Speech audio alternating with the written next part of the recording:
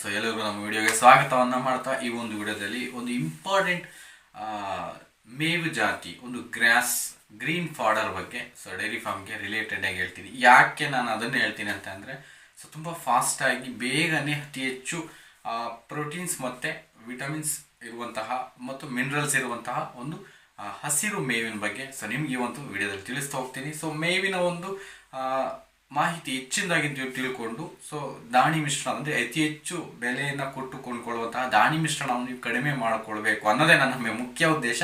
So ನೀವೆಲ್ಲಿ ದಾಣಿ ಮಿಶ್ರಣವನ್ನು ಕಡಿಮೆ ಮಾಡಿ ಮೇವಿನ ಬಗ್ಗೆ ಕಾನ್ಸಂಟ್ರೇಟ್ ಮಾಡಿದ್ರೆ ಖಂಡಿತ ನಿಮಗೆ ಆದಾಯ ಅನ್ನೋದು ಖಂಡಿತ ಹತ್ತು ಬರುತ್ತೆ, ಅಂದರೆ ಅದು ನಿಮಗೆ ಇನ್ಕ್ರೀಸ್ ಆಗುತ್ತೆ. ಯಾಕೆ ಅಂತಂದರೆ ಎಲ್ಲಿ ನಾವು ಉಳಿತಾಯವನ್ನು ಮಾಡ್ತೀವೋ ಅಲ್ಲಿ ಖಂಡಿತ ನಮ್ಮ ಒಂದು ಸಂಪಾದನೆ ಅನ್ನೋದು ನಿಜವಾಗ್ಲೂ ಉಳಿತಾಯ ಆಗುತ್ತೆ. ಸೊ ಅದಕ್ಕೋಸ್ಕರ ನಿಮಗೆ ದಾಣಿ ಮಿಶ್ರಣವನ್ನು ಕಡಿಮೆ ಮಾಡಲಿಕ್ಕೋಸ್ಕರ ಉತ್ತಮ ಜಾತಿಯ ಹಸಿರು ಮೇವುಗಳನ್ನು ತಿಳಿಸ್ಲಿಕ್ಕೆ ಹೋಗ್ತಾ ಇದ್ದೀನಿ. ಸೊ ಈ ಒಂದು ವಿಡಿಯೋದಲ್ಲಿ ನಿಮಗೆ ಒಂದು ವೆರೈಟಿ ಗ್ರಾಸ್ ಅಂದರೆ ಒಂದು ಹೊಸ ಜೋಳದ ಜಾತಿಯಲ್ಲಿ ಹೊಸ ಜಾತಿ. ಬಟ್ ನಾನು ಇದನ್ನೇ ಯಾಕೆ ಹೇಳ್ತೀನಿ ಅಂದರೆ ಈ ಬೆಳೆ ನಿಮಗೆ ಜಸ್ಟ್ 25 ದಿನದಲ್ಲಿ ಕೈಗೆ ಸಿಗುತ್ತೆ. ಆ ಬೆಳೆಯ ಕಟಾವಿನ ಅವಧಿ ಜಸ್ಟ್ 20 ದಿನ, ಒಂದು ತಿಂಗಳಲ್ಲ, 20 ದಿನಕ್ಕೆ ನಿಮಗೆ ಕಟಾವಿಗೆ ಬರ್ತಕ್ಕಂತಹ ಒಂದು ವೆರಿ ಗುಡ್ ಮತ್ತು ವೆರೈಟಿ ಆಗಿರ್ತಕ್ಕಂತಹ ಒಂದು ಜೋಳದ ಜಾತಿಯ ಒಂದು ವೆರೈಟಿ ಅದಾಗಿರುತ್ತೆ. ಸೊ ಅದಕ್ಕೋಸ್ಕರ ಈ ಒಂದು ವಿಡಿಯೋದಲ್ಲಿ ಅದರ ಸಂಪೂರ್ಣ ವಿವರಣೆಯನ್ನು ನಿಮ್ಗೆ ಕೊಡ್ತಾ ಹೋಗ್ತೀನಿ. 20 ದಿನದಲ್ಲಿ ಅಂತಂದರೆ ಯಾವ ಬೆಳೆನೂ ಅಷ್ಟು ಫಾಸ್ಟಾಗಿ ಬರ್ತಾ ಇಲ್ಲ. ಈ ಒಂದು ಪ್ರೆಸೆಂಟ್ ಸಿಚುವೇಶನ್ಸಲ್ಲಿ ನೀವು ಕರೆಕ್ಟಾಗಿ ಗೊಬ್ಬರ ನೀರು ಕೊಡ್ತಾ ಬಂದರೆ 20 ಡೇಸ್ ಎನಫ್ ಸಾಕು, ನೀವು ಕಟ್ ಮಾಡ್ಕೋಬೋದು. ಓಕೆ, ಈ ಒಂದು ವಿಡಿಯೋದಲ್ಲಿ ಸೊ ಅದರ ಬಗ್ಗೆ ಮಾಹಿತಿಯನ್ನು ಹೆಚ್ಚಿನಾಗಿ ಹೇಳ್ತಾ ಹೋಗ್ತೀನಿ. ಸೊ ಯಾರೆಲ್ಲ ನಮ್ಮ ಒಂದು ವಿಡಿಯೋಗಳ ಹೊಸದಾಗಿ ವಾಚ್ ಮಾಡ್ತಾ ಇದ್ದಾರೆ ಅಂದರೆ ಪ್ರತಿ ವಿಡಿಯೋದಲ್ಲಿ ಹೇಳ್ತೀನಿ.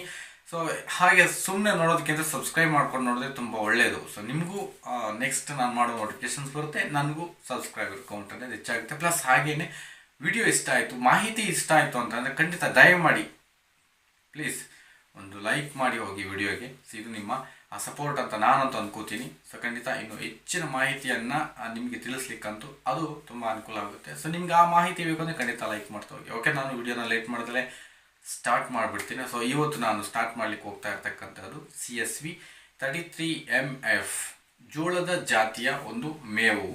ಈ CSV 33MF ಜಾತಿಯ ಒಂದು ಜೋಳದ ಮೇವು ಏನಿದೆ ಸೊ ಇದು ಎಲ್ಲ ಜಾತಿಯ ಜೋಳದ ರೀತಿಯೇ ಬೆಳೆಯುತ್ತೆ, ಬಟ್ ಕಡಿಮೆ ಅವಧಿಗೆ ನಮಗೆ ಬೇಗನೆ ಕಟಾವಿಗೆ ಬರ್ತಕ್ಕಂಥದ್ದು. ಸೊ ಆ್ಯಸ್ ಇಟ್ ಈಸ್ ಎಲ್ಲ ಜೋಳವನ್ನು ಬಿತ್ತಿದ ರೀತಿ ನೀವು ಬಿತ್ಕೊಳ್ತೀರಾ. ಸೊ ಆ್ಯಸ್ ಇಟ್ ಈಸ್ ಚೆಲ್ಕೊಳ್ಳೋ ರೀತಿಯೇ ನೀವು ಅಂದರೆ ಮಡಿಗಳನ್ನು ಮಾಡಿಬಿಟ್ಟು ಸೊ ಚೆಲ್ಕೊಂಡು ಅಂದರೆ ವಿಸ್ತಾರವಾಗಿ ಯಾವುದೇ ರೀತಿ ಸಾಲು ಹಾಕೋಬೋದ್ರು, ನೀವು ಚೆಲ್ಕೊಂಡಾದರೂ ಮಾಡ್ಬೋದು. ಸಾಲಲ್ಲಿ ಬಿತ್ತೀನಿ, ಹಾಫ್ ಫೀಟ್ ಸಾಲಲ್ಲಿ ಬಿತ್ತೀರಿ ಅಂದರೆ ನೋ ಪ್ರಾಬ್ಲಮ್ ಮಾಡ್ಕೋಬೋದು. ಸೊ ಆ ರೀತಿ ಮಾಡಿಕೊಂಡು ಉತ್ತಮವಾಗಿ ಅಂದರೆ ಎಲ್ಲಕ್ಕೂ ಕೊಟ್ಟಂತೆ ಗೊಬ್ಬರ ಕೊಟ್ಟಿದ್ದೆ ಆದರೆ 25 ದಿವಸಕ್ಕೆ ಜಸ್ಟ್ 20 ಡೇಸಲ್ಲಿ ನಿಮಗೆ ಕ್ರಾಪ್ ಕಟಾವಿಗೆ ಬರುತ್ತೆ. ನೀವು ಕಟ್ ಮಾಡಿಕೊಂಡು ಮೇಯಿಸ್ಬೋದು. ಇದರ ಇಳುವರಿ ಬಂದುಬಿಟ್ಟು ಒಂದು ಎಕರೆಗೆ 30 ರಿಂದ 40 ಟನ್ ಮೇಲೇ ಬರುತ್ತೆ.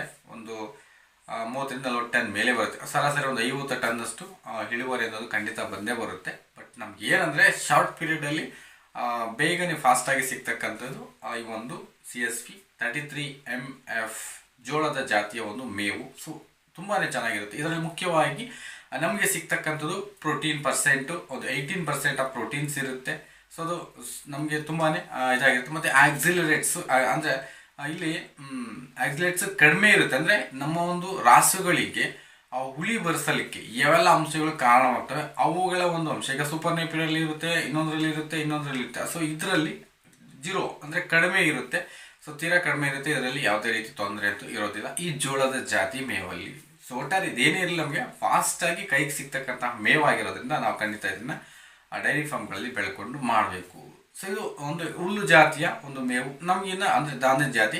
ಸೊ ನಾವು ಇದರ ಜೊತೆಯಾಗಿ ನಾವು ದ್ವಿದಳ ಧಾನ್ಯದ ಒಂದು ಕಾಯಿ ಜಾತಿ ಮೇವಾಗಿರ್ತಕ್ಕಂತಹ ಸ್ಟೈಲೋಹೆಮಟಾ, ಎದ್ಲೂಸನ್ಸ್, ಅಲ್ಸಂದೆ, ಅವರೆ. ಸೊ ಇದನ್ನು ನಾವು ಇಂಟರ್ನಲ್ ಅಂದರೆ ಬೇರೆ ಮಿಕ್ಸಪ್ ಆಗಿ ಇದರ ಜೊತೆ ಕೊಡ್ತಾ ಹೋದರೆ ನಮ್ಗೆ ಖಂಡಿತ ದಾಣಿ ಮಿಶ್ರಣದ ಅವಶ್ಯಕತೆ ಅನ್ನೋದು ಬರೋದೇ ಇಲ್ಲ. ಸೊ ಅಂದರೆ ಕಡಿಮೆ ಅವಧಿಯಲ್ಲಿ ಹೆಚ್ಚು ಪ್ರೋಟೀನ್ ಇರುವಂತಹ, ಹೆಚ್ಚು ಉತ್ಪಾದನೆ ಬರುವಂತಹ, ಫಾಸ್ಟಾಗಿ ಬರುವಂತಹ ಬೆಳೆಗಳನ್ನು ನಾನು ಈ ರೀತಿ ನಿಮಗೆ ತಿಳಿಸ್ಲಿಕ್ಕೆ ಟ್ರೈ ಮಾಡ್ತಾ ಇದ್ದೀನಿ.